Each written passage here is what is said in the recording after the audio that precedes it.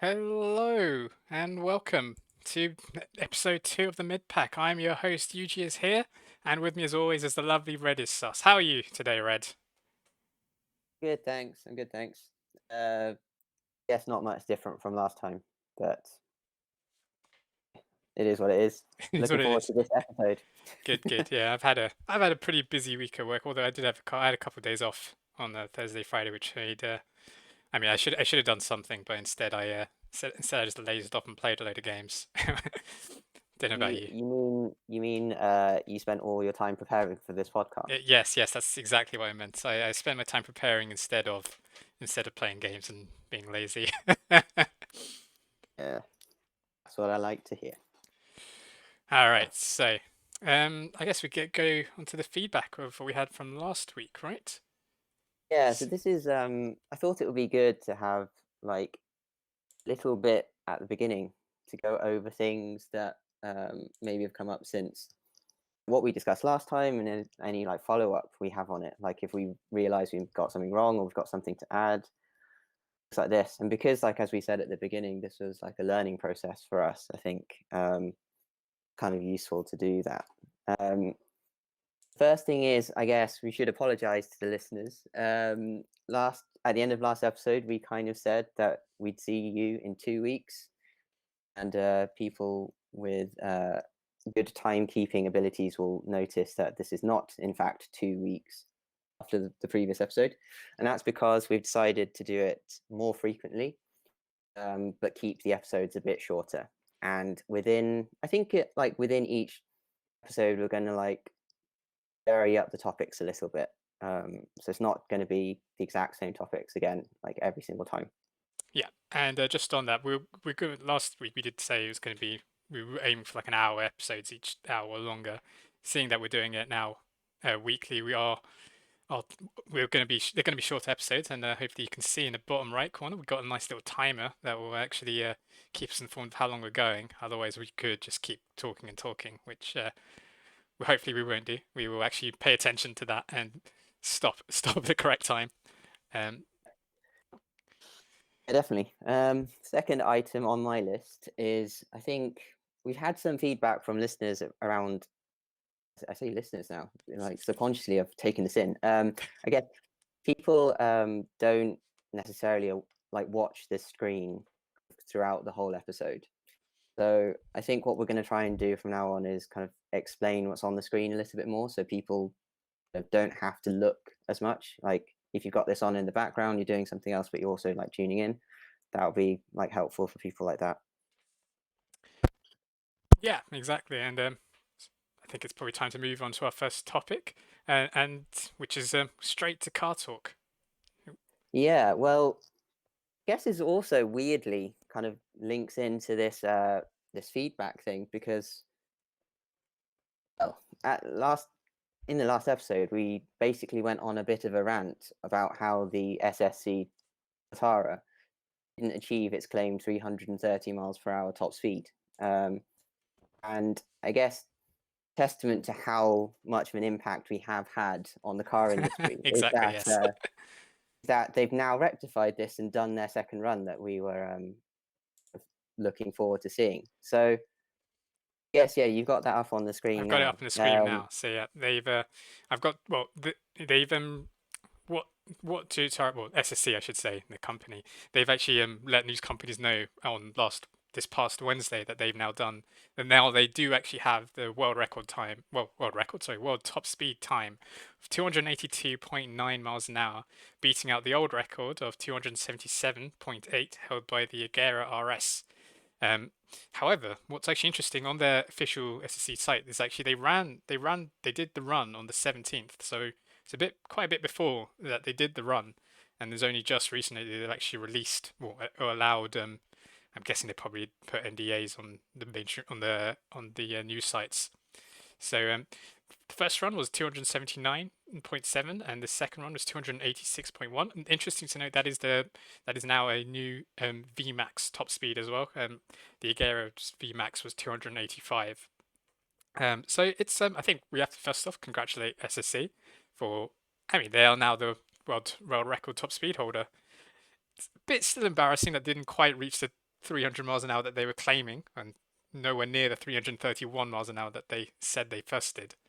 But they did break it, I suppose. Yeah, I guess that's good. I mean, it would have looked terrible if they couldn't get the record. Um, one thing I would, sorry, when you said the 17th, was that the 17th of January? 17th of January 2021. That is when they Okay. claim to have done. Well, that is, I say claim. That is when they did the run. Okay, well, that's not too bad in my estimations then, because I feel like probably wanted to spend a bit of time and verify everything and actually get it right this time. So Yeah, I they would have did. been actually shocked if, like, literally like 20 minutes after they did the run, they told the media. So yeah, I guess Yeah, that's good. that's true. They used a different. They used, well, as you can see well, on screen you have the name of the GPS company that did the that collected the data from. Previously they used Duotron, and Duotron obviously did not kind of they previously they said Duotron had verified the results when Duotron said they didn't. This time they've used RaceLogic, and RaceLogic have actually verified the results this time. So it's it is confirmed that this is now the world's fastest car, well, world's fastest production car. Um, they've actually John Shelby has said that he still wants to do another run to try and get to 300, and so that, well, the first official 300 car, because the Hennessy Venom has did a single run of 300, and so did the Chiron for single run. Obviously, you need to do two runs and have the average to be officially verified as um, above Yeah, so just 300. on that, is that just so that you can account for things like elevation and wind speed? Exactly. So, like, if we look at the Aguera run, that was the previous world record holder, its first run was going downhill with a headwind, and it did 285 roughly. I think it was 285 point something. And then on the second run, it was going slightly uphill and into a headwind, and it was 271 or two. I can't remember. It was around that. It's considerably slower. So you know that, and whatever it was, it produced an average of 277. So yeah, that's why, because you're never going to find a perfectly flat track anywhere, especially for these like long runs that you're going to have to take into the curvature of the Earth as well. So yeah, that's why they do too, because yeah, you're not going to have perfect run on one. Hello? Yep. Can you hear me still?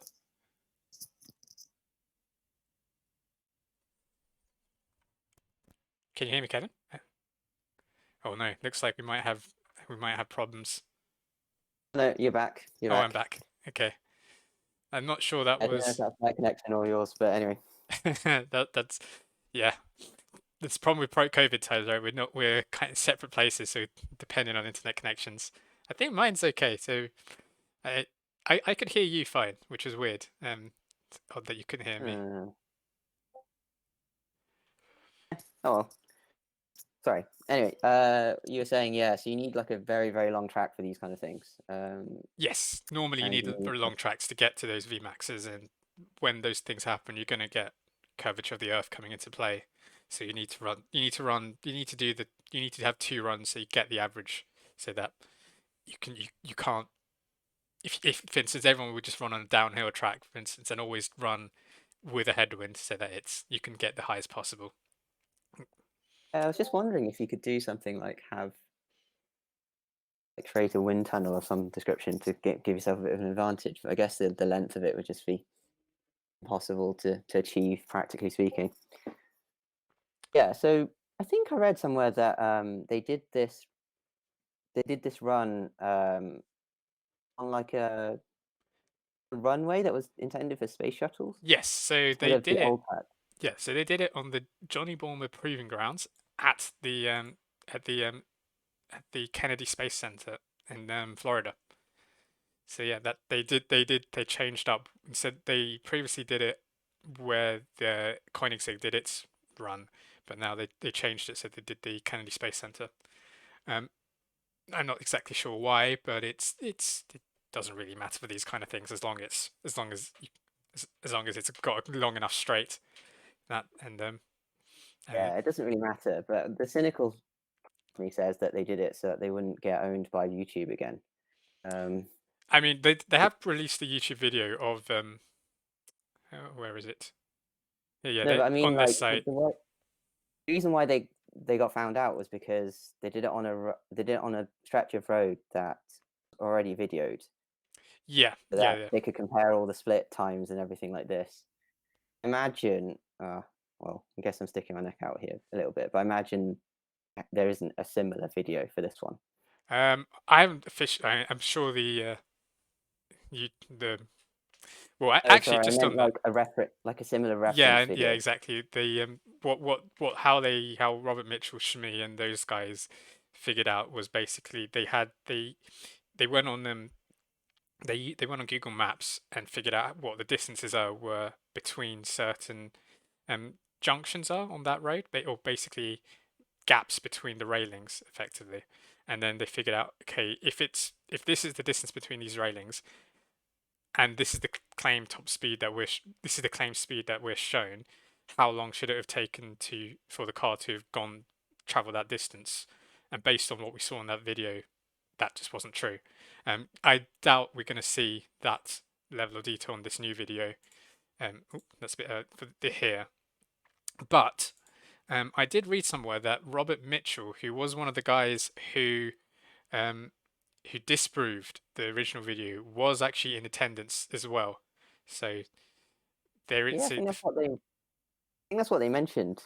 Like after the whole thing, the first one came around, they said they're going to invite like all of these like people back to see it and like proper verification, like proper science and everything. yeah. So I they think actually I followed am through. tended to believe that this is correct, and like, it's just like in terms of like breaking the world record, that it hasn't broken it by much, which is a bit more believable for these kind of top speed records. And the fact they have got like they waited before they actually did they waited after they've done the run to make sure that the GPS company has verified the results. Had one of the had Robert Mitchell there to like verify it as well. Makes me believe it does. This is legitimate. Now, whether or not this car can actually get to 300 and beyond, that's that well, we'll wait to see. I'm not sure it can, based on based on what we've seen. It's a bit of a mess to get like another 20 miles an hour out of a car. Admittedly, the driver was an owner, not an actual professional race car driver. Um, so maybe that way they can maybe get some more out of it. But 20 miles an hour is, I mean, it's possible, but I'm not. I'm not. I wouldn't bet. I wouldn't bet money on this. Yeah, as it's been said many times, like top speed is like, drag is like a square function to speed. So even just another like couple miles an hour on top, you just have to overcome so much more resistance. I honestly can't I can't see why um wouldn't have gone for it this time. It makes no sense to me that you would do like a midway, halfway house kind of run, um, if your car is actually capable of much more. So I'm willing to believe that this is what it is. Yeah. Only thing I could think of is that they couldn't find a race like a professional a professional driver in time for when they wanted to do the run, due to scheduling conflicts or whatever, and they just had to get get one of the Yeah, owners to but do it. this this isn't like a lap of like some racetrack where braking, cornering, all that is important. Like here, it feels like you just press the accelerator. I I don't. Yeah, okay, fine. A professional probably would be able to do it better, but how much? Yeah, I think maybe you could maybe get. I would say hazarding a guess maybe 5 miles an hour more, but the 20 required to get to 300, that seems like a bit of a stretch. So Yeah, I think it'll agreed. fall onto the Jesco and the Bugatti Bolide to be the first cars to be properly above 300. But I will see when those. I think the Jesco is. I don't know when. I don't know if you've had any news on when the Jesco was officially released or not. It seems like it's been like talked about for quite a while, but just not come out yet at all. Yeah, I mean, I wasn't aware that it wasn't out. I thought it was out. So So yeah, they did that in the Geneva Convention. What was it, February last year, wasn't it? When or maybe February March time when COVID just started, and they were saying that yeah, this will be a above 300-mile-an-hour car. The Jesko Absolute, that is, they're releasing two.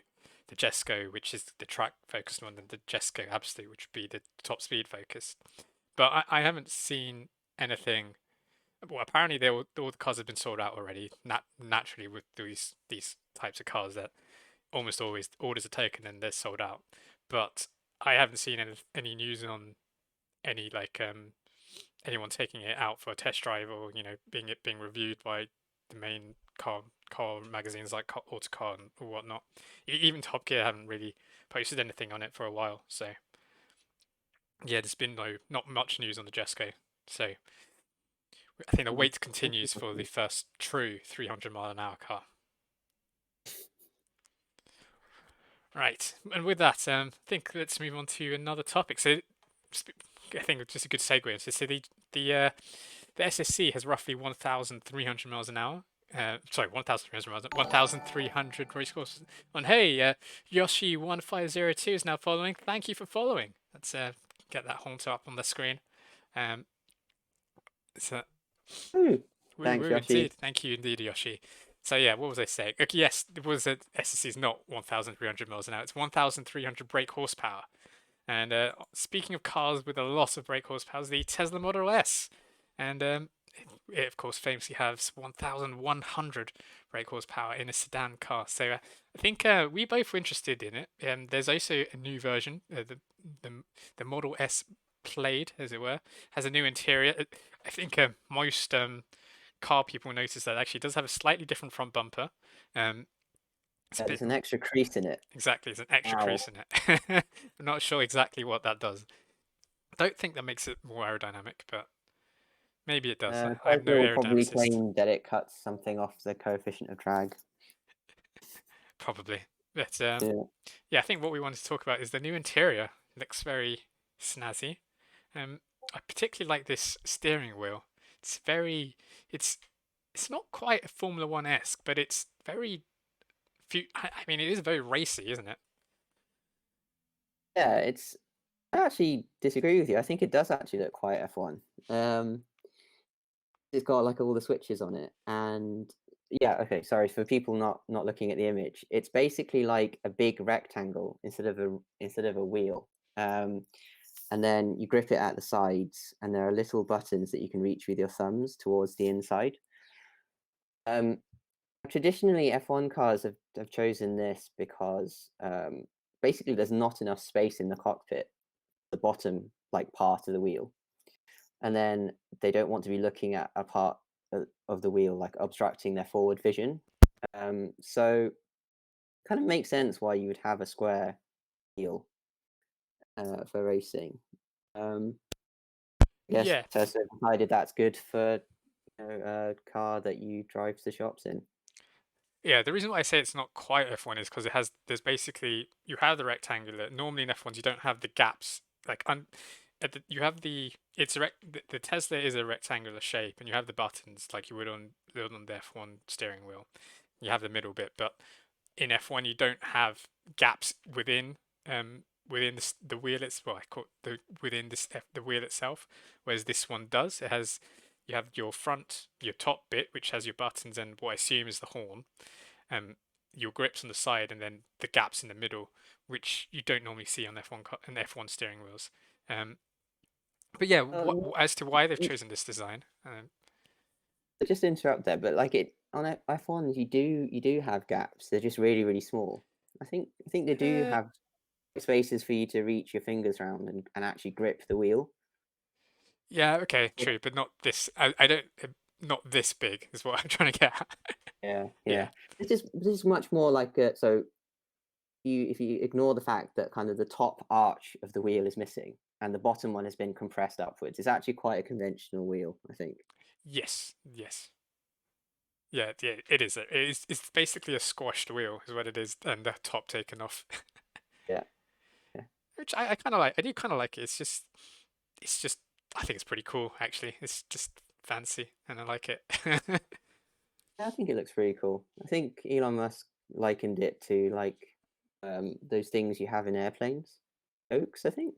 Um, Yeah, yeah. yeah, which I can kind of see what he's getting at, but it's also just a bit of marketing, I think. Um, I do think this is a good idea though, because like generally speaking, the gauge cluster in cars used to be quite simple. It used to be like your rev counter, your speedometer, a few kind of things about like how much fuel you've got left and things like that.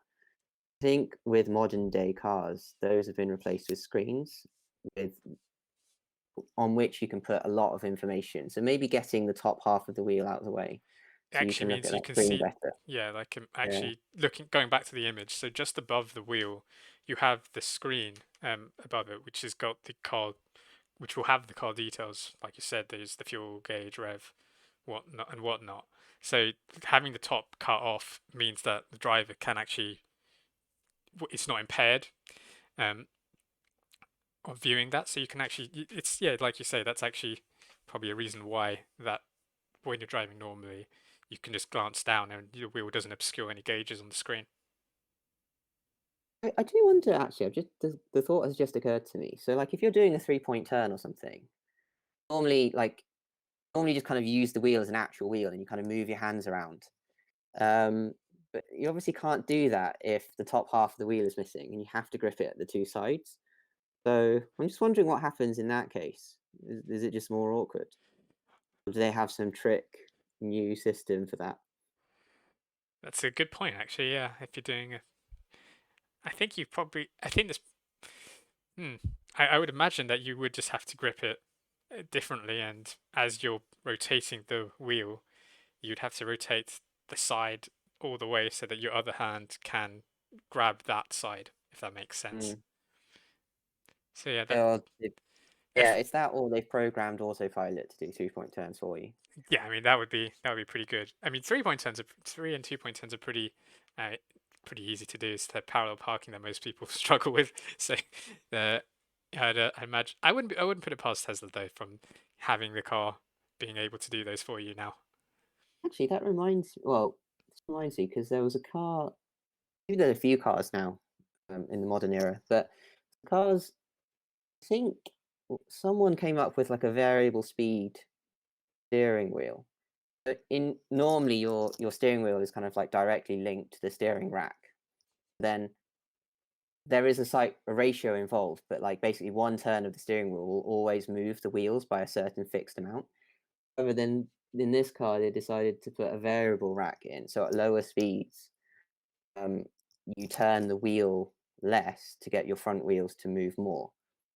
And then at high speeds, the opposite happens. So on the motorway, your car isn't very kind of jittery and kind of smooth. Hmm. I wonder if they're doing that now. So then at very low speeds, when you're doing these maneuvers, you don't actually need to turn the wheel that much and you can kind of keep your grip on it. Grip on the sides. Yeah, that would definitely help. I think I would get a bit weirded out by that if I'm being honest. Me, I'd be Yeah, like, yeah, yeah. I think a lot of like early reviewers said that it was kind of like it made sense, but it felt weird. yeah, I can imagine so.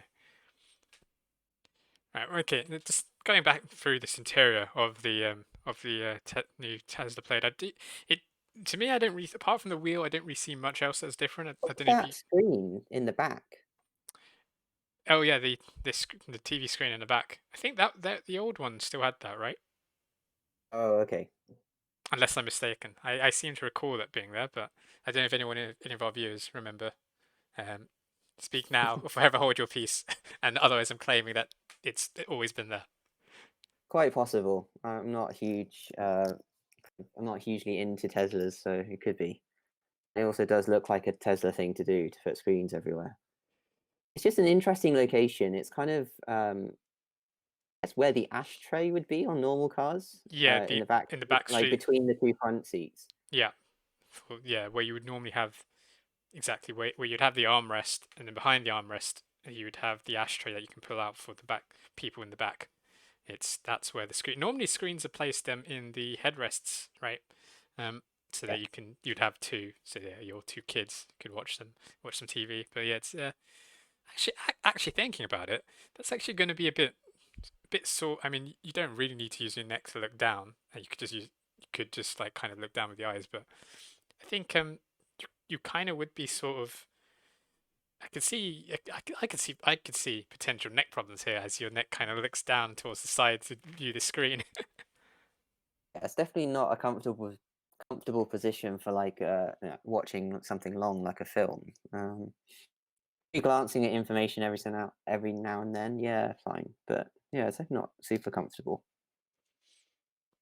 Mm. Yeah, yeah. Let's just So is scroll. that like Go ahead. like a video? Is that like a video game displayed on the screen? Yeah, so I'm not. I can't tell what game exactly this is, but it is some sort of racing game. I feel a bit annoyed that I don't know what racing game this is. Um, Seem to recall that one day Tesla released an update where when your car is parked, you can switch it into game mode, and then you can like play a racing game with a Tesla as your car, and use the steering wheel and the pedals as the controller.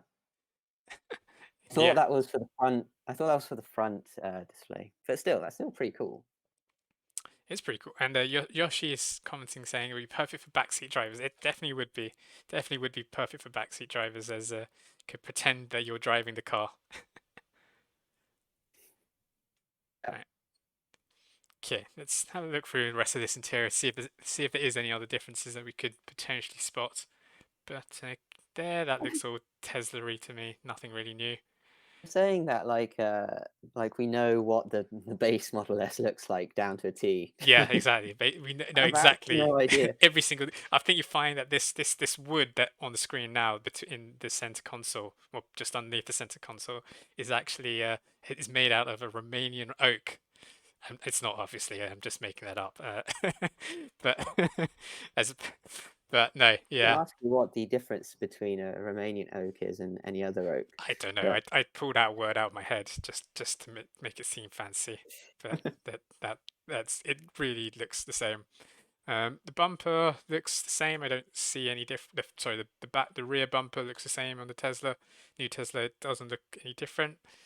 Do you notice a anything? reason why it's called not really, but again, I don't really know what the old Model S rear fake diffuser looks like. I was just actually wondering, do you know why it's called Plaid? Such a It weird is a name. very odd name.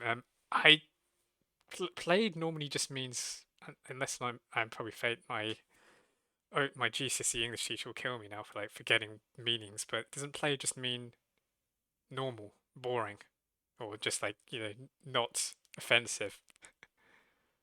Could be. I don't know. What it was of material? Plaid shirt, a thing? Hmm. No. No. Okay. We will put that in the follow-up for Yeah, the next episode. that'll be like next episode, new segment, learning words with UG is here. Yeah, center console looks the same, and then yeah, here's a bit more. Oh, it's a bit more big screen view of of the steering wheel. I don't see any. Oh, I guess yeah, you wouldn't need flappy paddles, would you, on Tesla? Would you? It'd just all Oh, be unless they controlled the fake engine noises. yeah. Yeah. That kind of freaks me out that I'm so used to seeing flappy paddles on like F1 style steering wheels that not seeing them on here. It's kind of, I don't know, it seems odd. It kind of feels wrong. It's like like that's where my fingers should rest on on the paddles. Like, where are the paddles? Yeah, indeed, indeed. Let's actually have a look at what these buttons are. So the signals, so the indicators are on the left. I can't tell if those are buttons or whether on the steering wheel to either side of the horn, you have what looks like I'm not sure how to describe them. They're kind of rotating. Look like mouse scroll wheels to me. Yes, exactly. They look like mouse scroll wheels. So I can't tell if that is what is used to do the right and left indicator, and then above, just over that, the headlights, or if it's used to something else. And then that's on the left, and on the right, it looks like I think microphone, and I can't tell what that one is above it. Can you? Would you? Can you check what? Can you see what that is? Can't really see it to enough quality. It looks like a kind of like a coffee mug with a cross through it. I think it's probably the window and the windscreen heater is probably what it is. Yeah. Oh yeah, I think it is a nice steering wheel. It is quite. It's simple and effective. Just a good design, I think. Okay. Yeah. I think that's enough about Tesla. So I think it is actually time for um Red's story time. I think you have a story for us, don't you, Red? Yeah, indeed. So yeah, the reason why I wanted to do something like this was I thought that do quite a bit on what's happening right now. So be it the F1 news or new cars being released now, or like we speculate about future cars and things like that. But I thought there's a lot in kind of the world of cars that has happened in the past.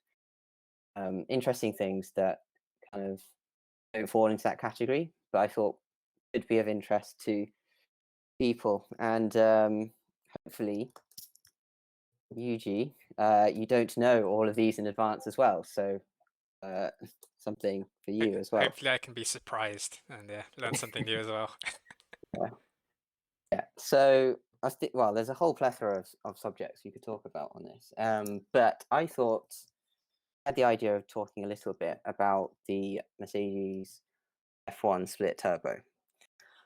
Um, yeah. So I guess if you've not been living under a rock for the past 6 or 7 years, you'll know that kind of Mercedes absolutely dominated Formula One.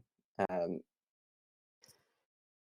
and that's mainly, I guess, because of the introduction of these V6 turbo engines. Not entirely. Obviously, dominance is one of those things which you can't attribute to one single thing, but at least in the early years, um, their engine was a significant chunk above and was a differentiating factor. Out of curiosity, Eugene, if I said, how many races do you think Mercedes have won in that era? Um, out of all races that have taken place, what would you guess that I percentage would would be? guess that they won at probably around 60%, if not more. Maybe even 75% of races that they've since I think what is it 20 well since I think 2014 was the first. 2014. Yeah, I'd say between 60 and 75 is what I'd guess. So a split And difference, you I'd would say be 70. 100% correct. I did a quick calculation and it's actually just under 74%. So Wow. basically, three quarters of all F1 races, from including the 2014 season until now, So been won by Mercedes. if I'm not mistaken, that is a better win ratio than the Michael Schumacher Ferrari years when Schumacher won 5 in a row. Quite possibly, because to me that number sounds absolutely ridiculous. This is meant to be kind of a sport of extreme competition, extreme budgets, extreme kind of ingenuity and like engineering, like developments and things like that. It just feels so odd that kind of one team has been able to win that much. Um, yeah, like yeah, I mean it is what it is. I guess some people would say that there's more things involved. However, the one thing I would say is that Williams was a customer team of Mercedes in that first 2014 season, i.e., they just bought their engine and used it. They got third place, um, which is just something that you would not Given really Williams' expect. performance nowadays, yes. The first year that they got Mercedes engines, they were third. Yes. Who I think Bottas was driving, and along with Massa, in that time. Indeed, yeah. Cool. Which Samadel Mercedes F1 says drivers. that win ratio is better than Mourinho's first win rate at Chelsea. I am not. I can't. I don't know how Mourinho compares to other managers. His first win rate, first spell at Chelsea, but I imagine it's good. I do not know football well enough to comment. Okay, so yeah, so Yuji, I imagine that being a bit of a car nerd like myself, you would have a decent enough understanding of turbos for me to just go straight into what I wanted to say about this subject. But I was thinking about it, and I was a bit like, might be a bit too much for someone who has no prior knowledge to this kind of thing. So I thought, at the risk of boring you, I would split this into two parts. The first one being a little bit of an introduction to turbos. The second, the other stuff about Mercedes one. Yeah, go ahead. So, so, so, in terms of that, so part one. Now, okay, so a car engine, a normal engine, is something that's very complicated. But for the purposes of this discussion, we can think of it as a black box. On one side, we put in fuel and oxygen, and on the other side, we get mechanical energy in the form of a rotating output shaft. What would you say is if I wanted more power, what would I do to that box? Put more fuel in. Open question. Exactly. So because it's a black box, you'd imagine putting more stuff in, you get more stuff out. Now, putting fuel in is actually pretty easy. It's already pumped in through the fuel system, and you can just essentially use bigger pumps and just pump more stuff in. However, the problem is, how would you get more oxygen in? The air we have in the atmosphere is at a certain ratio. Well, So you can explain why, or yeah, explain how. so how do we get more air in? Turns out it's basically the same principle as the fuel. So you essentially get some form of compressor to compress the air before you put it in the engine. And by compressing the air, you get more oxygen in that same volume. So in theory, that's a really simple concept, but in practical terms, it's quite difficult to achieve. So you've got that compressor that compresses the air, but this obviously takes energy. So how do we get energy to run that compressor? Jordy, You're not going to guess? I know, but I was kind of No. hoping you would explain. Okay, fine, fine. It turns out an efficient way to do this is to use the exhaust gases coming out of the engine. The exhaust gas, like the energy within it, is already wasted. It just goes straight out the exhaust. So this turns out to be a pretty good way of doing things. That exhaust gas is very hot and is coming out at a certain flow rate. So we can use both of these things to our benefit. Basically, you attach a turbine to the exhaust, which then traps some of this energy into mechanical energy to run the compressor. And that's why it was called turbo, I think. Asterisk. I don't know. But I think so. It Turbine. makes sense to turbine turbo. That's how I always thought it would. That's the reason why I thought it was called turbo. Right, okay. So then another question, hopefully one that you won't know. When do you think the turbo was first invented? Oh, okay. Now this is a good question. I don't know the answer to this. What do you guess then? I would guess. Let's see. So, I would guess 70s or maybe 80s. I'd say mid 70s. Maybe a bit earlier, but 70s is my guess.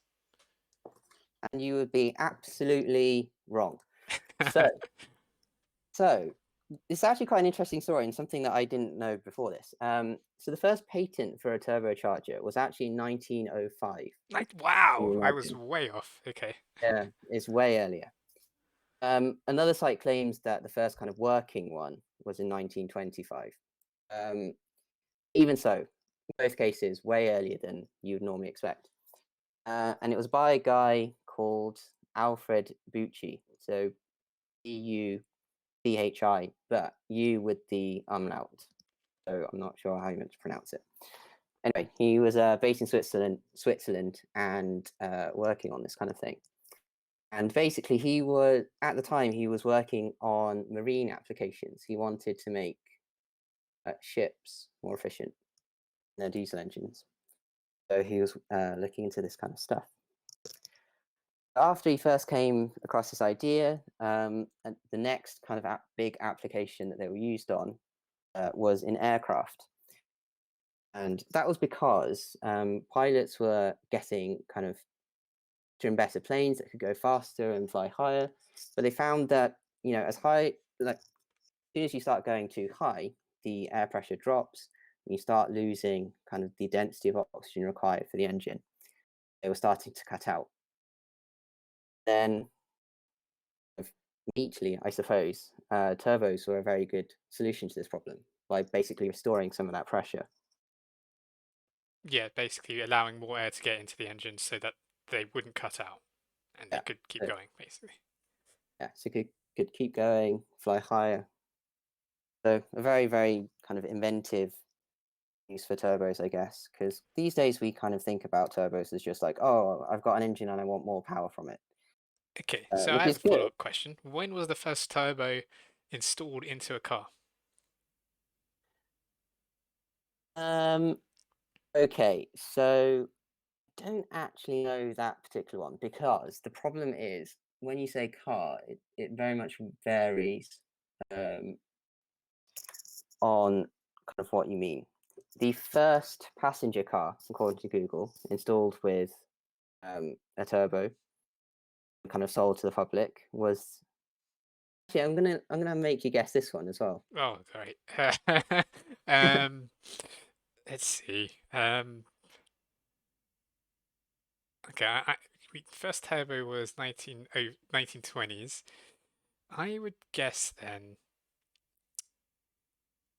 Let's go with the 1960s. I think that's probably, yeah, I'm gonna go 1960s now. And you would be absolutely correct. Brilliant. It was apparently the Chevrolet Corvair Monza, 1962. Um, Okay. Still quite so early considering. Like we think about it nowadays, like even like even what like the 90s when we were growing up, most family cars didn't have turbos, right? They were just like either straight or V6s or V8s, and only recently now do modern family cars actually have are fitted with turbos. I would say. yeah, it's pretty interesting. It was pretty early. Also, I would say it's a pretty interesting car to fit one to. I guess maybe so. My initial thought was that's not really a performance vehicle. Um, it's like a convertible, I think, just like a normal car that probably would have been better served with just like a big V8. But yeah, it's like an unusual car to install one on. Although I guess looking back on it, kind of made probably worked out pretty well in the sense that you don't want to install a turbo to your flagship only to have it break down constantly. So Very true. yeah, so we'll just leave it there for now. That's a brief introduction to turbocharging, and then So yeah, the in a question now later is episode, how does this relate back to the all conquering, all dominant Mercedes Formula One car? you're just gonna have to tune in next time to find out. But bum. Nicely done. So yeah, I think that was a part one of Red story time, and yeah, tune in next week for to find that out. Right, so I think that is it for episode 2 of the mid pack. So thank you all for watching. Um, while you're if you missed it and want to catch up on it, head on over to the EMG Clan on YouTube and subscribe there. If you haven't followed my Twitch, why haven't you? Do it, and that way you can get notifications. And while you're at it, follow the Ancient Jedi so you can get good Pokemon streams there. Um, Red, anything that you want to plug or say before we head off? I'm good. I've got a Twitch account, but I don't do anything on it, so probably not worth following at this stage. Okay, and thanks again for all of you watching. And see you again this time next week. UG is no longer here.